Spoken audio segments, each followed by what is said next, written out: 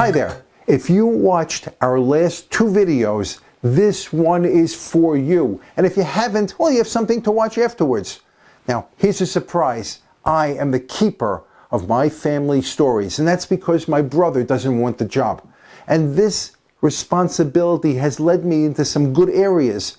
The entire Be More Better series came from the story of the first dance in high school that I ever went to.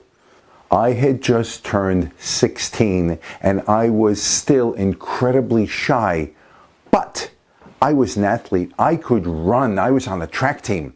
So I decided to go to my very first dance. You know, what could possibly go wrong? Except flying solo is an advanced skill and I did not have a wingman. So I dressed. God only knows how many times I tried on a different shirt-tie combination. But eventually I found myself at the school and you could hear the music coming through the front doors of the school. And as you go down the corridor, it just gets louder and louder. And eventually you're in the gymnasium and it's dark in there except for this glittering ball that's throwing light everywhere. It's almost magical.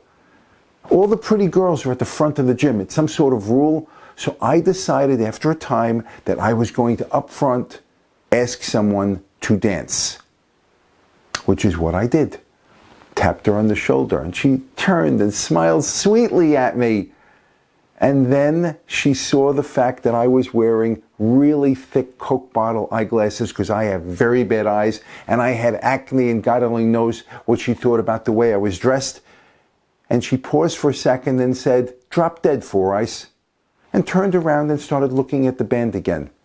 And there I stood, mortified. I wanted to melt into the floor. I actually understood that embarrassment doesn't kill you, it just makes you want to die. I knew that I couldn't walk to the back because my friends were there and they were laughing their heads off. So what could I do? It suddenly occurred to me, I could ask another girl to dance. And I did. The lessons I learned that day seemed important and worth sharing.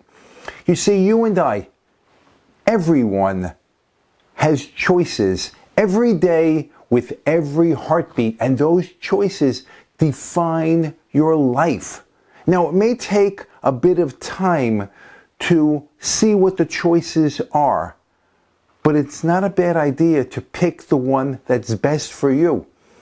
Too often we have seen people choose to do things that will embarrass them, or even worse, and you know what I mean. So remember this. Maybe even choose to share this with your friends.